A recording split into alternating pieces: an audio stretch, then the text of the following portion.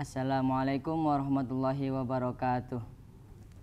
Bismillahirrahmanirrahim. Alhamdulillahidda'i ila ta'ati wal muwaffiqi li hidayati alladzi amara ibadahu bi ibadati wa bayyana lahum ahkama syari'ati wa sallallahu ala sayyidina Muhammadin nabi wa ala alihi wa sahabati. Amma ba'd. Pada kultum hari ini, pada kesempatan kali ini saya akan menjelaskan sedikit tentang puasa. Allah Subhanahu wa taala berfirman dalam Al-Qur'an surat Al-Baqarah ayat 183, A'udzu billahi minasyaitonir rajim. Bismillahirrahmanirrahim. Ya ayyuhalladzina amanu kutiba alaikumus syiyamu kama kutiba 'alal ladzina min qablikum la'allakum tattaqun. Ya ayyuhalladzina amanu, wahai orang-orang yang beriman, kutiba alaikumus syiyam, ditetapkan atas dirimu, diwajibkan bagi dirimu berpuasa. Kama kutiba alal ladzina min qablikum, sebagaimana diwajibkannya berpuasa atas orang-orang sebelum kalian, la'allakum tattaqun, agar kalian menjadi orang-orang yang bertakwa. Perlu diketahui bahwasanya puasa Ramadan itu diwajibkan pada tahun kedua Hijriah. Dengan demikian Rasulullah SAW hanya sempat melaksanakan ibadah suci di bulan Ramadan ini hanya sempat 9 kali karena beliau wafat pada bulan Rabiul Awal tahun ke-11 Hijriah, yang dimana dari ke-9 kesempatan itu beliau hanya satu kali puasa penuh kehamilan 30 hari 1 bulan, yang mana selebihnya beliau hanya puasa 29 hari.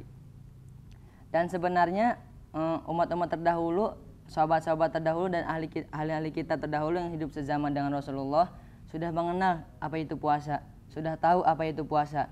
Sebagaimana yang dijelaskan sebelumnya, kama kutiba 'alal ladzina min qablikum la'allakum tattaqun, sebagaimana diwajibkannya berpuasa atas orang-orang sebelum kalian.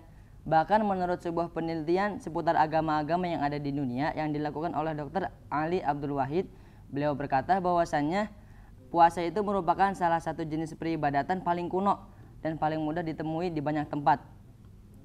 Hampir nyaris dari seluruh agama dan keyakinan yang ada itu terdapat puasa di dalamnya, tentu dengan cara dan waktu yang berbeda-beda. Dan bulan puasa Ramadan ini dikhususkan kepada kita umat Nabi Muhammad SAW. Insyaallah, amin amin ya rabbal alamin. Dan dengan ayat ini pula Allah mengisyaratkan kepada kita bahwasanya tujuan hikmah utama dari difardukannya bulan suci Ramadan itu bukan untuk menyiksa diri kita dengan tidak makan dan minum, tapi justru Allah Subhanahu wa taala berfirman, la'allakum tattaqun, agar kalian menjadi orang yang bertakwa. Dengan kata lain, Allah menerangkan kepada kita bahwasanya puasa itu bisa meningkatkan kualitas ketakwaan seorang hamba, bisa meningkatkan kualitas ketakwaan kita. Sebab semua orang itu pasti memiliki hawa nafsu yang terkadang bisa mendorong dirinya untuk melakukan perbuatan-perbuatan sesukanya tanpa adanya pertimbangan. Dan muncullah bulan puasa Ramadan ini sebagai solusi, yang dimana jika kita berpuasa menahan dari hal-hal yang membatalkan seperti makan dan minum dan lain-lain, itu bisa membuat hawa nafsu kita menjadi lemah, bisa mendominasi akal menjadi lebih dominan dalam mengendalikan diri, sehingga kita bisa berpikir jernih terlebih dahulu sebelum melakukan sesuatu yang ingin kita lakukan. Berpuasa menahan lapar seharian penuh juga bisa membangkitkan rasa syukur kita terhadap Allah Subhanahu wa taala, bahwasanya di luar sana itu masih banyak orang yang kelaparan, masih banyak orang yang kehausan, bahkan untuk berbuka pun mereka tidak ada. Dan dengan demikian pula rasa nurani hati nurani kita itu akan muncul. Kita akan merasa kasihan terhadap sesama, kita merasakan apa yang mereka rasakan. Selain itu, ternyata dalam perspektif ilmu medis, puasa juga memiliki suatu dampak yang besar, yang dimana puasa dalam ilmu medis itu sebuah usaha kegiatan untuk mencegah tubuh dari kuman dan bakteri yang berbahaya. Hal ini seolah bertolak belakang, kontroversial dengan dampak puasa yang hanya melemaskan tubuh karena tidak makan dan minum sebagai sumber kekuatan energi tubuh. Karena jarang orang tahu dampak baik dari puasa itu sendiri, seperti yang dijelaskan oleh Dr. Robert Bartholow, seorang dokter dari Amerika yang memiliki memiliki perhatian khusus terhadap pengobatan penyakit sifilis ini.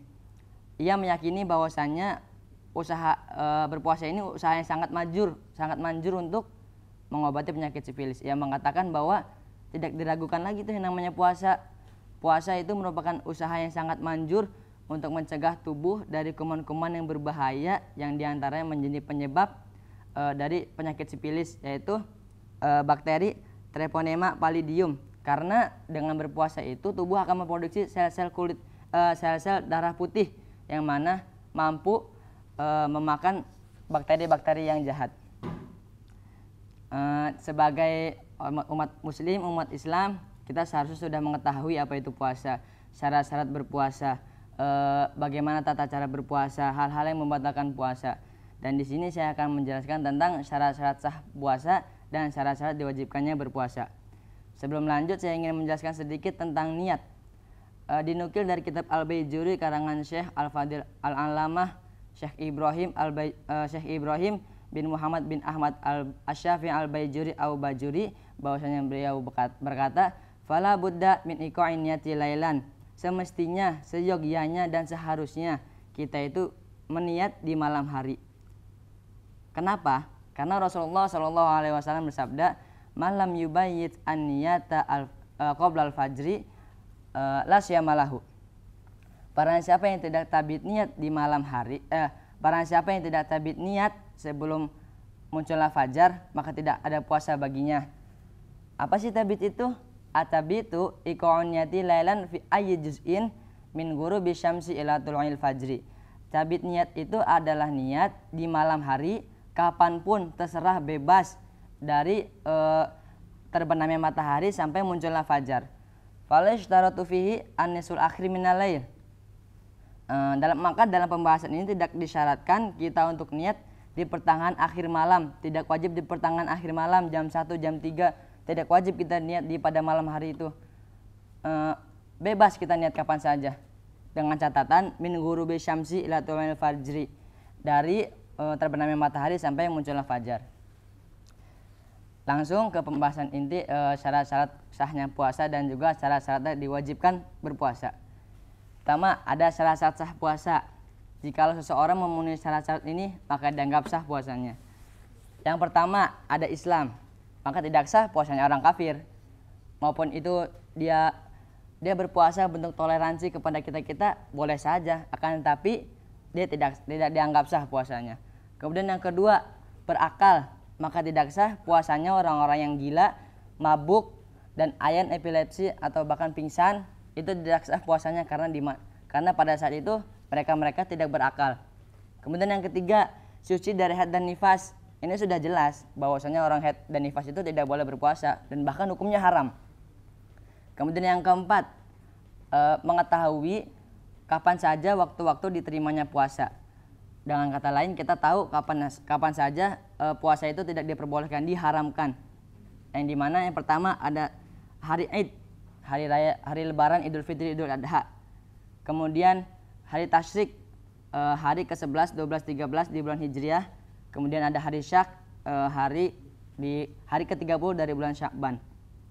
Dan ketika seorang memenuhi 4 syarat ini, yang pertama Islam, akal, suci dari haid dan nifas, mengetahui waktu-waktu disahkannya puasa, diperbolehkannya puasa, maka seorang tersebut dianggap sah puasanya.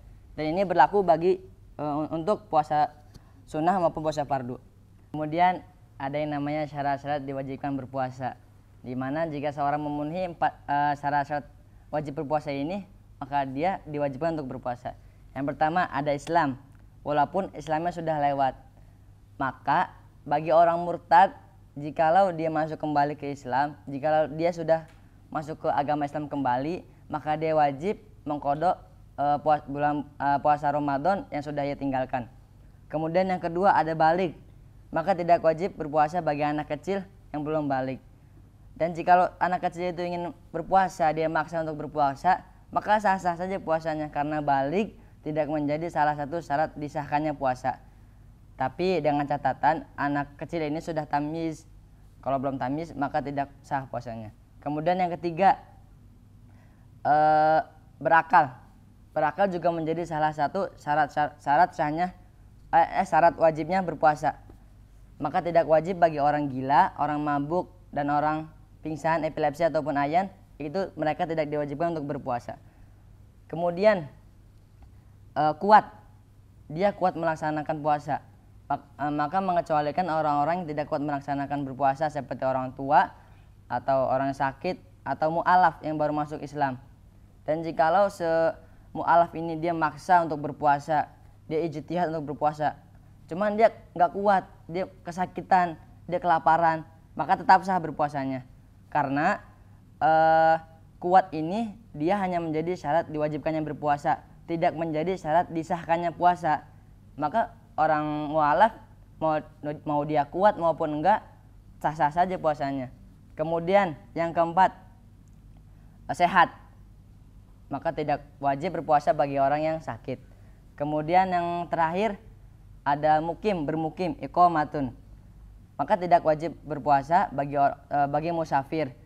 Akan tetapi jika musafir tersebut dia kuat melaksanakan puasa, lebih baik dia berpuasa. Akan tetapi jika dia maksa berpuasa, itu akan ada kemudorotan baginya, maka lebih baik untuk berbuka. Supaya kita lebih paham lagi dan lebih mengerti, kita ulang lagi kembali.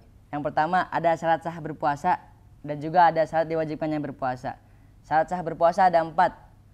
Yang pertama, Islam, maka tidak sah puasanya orang kafir. Kemudian berakal, maka tidak sah puasanya orang gila, mabuk ataupun ayan, epilepsi, pingsan. Kemudian yang ketiga, suci dari haid dan nifas, maka tidak sah puasanya orang haid dan nifas. Dan yang keempat, yang terakhir, itu tahu kapan saja waktu-waktu diperbolehkannya puasa, disahkannya puasa. Jika seseorang memenuhi 4 syarat ini, maka dianggap sah puasanya. Kemudian syarat-syarat diwajibkannya berpuasa. Yang pertama, Islam, maka tidak wajib berpuasa bagi orang kafir. Kemudian balik, maka tidak wajib berpuasa bagi anak kecil yang belum balik. Kemudian berakal, maka tidak wajib berpuasa bagi orang tidak berakal seperti orang gila, mabuk atau ayan, epilepsi, bahkan sampai pingsan. Kemudian yang keempat, kuat, dia tidak sakit, tidak sakit, bukan orang tua, dia kuat melaksanakan berpuasa. Kemudian sehat, dia sehat tidak sakit, maka tidak wajib berpuasa bagi orang yang sakit. Kemudian bermukim, maka tidak wajib berpuasa bagi musafir, orang dalam perjalanan. Cukup sekian dari saya. Billahi taufiq wal hidayah. Wassalamualaikum warahmatullahi wabarakatuh.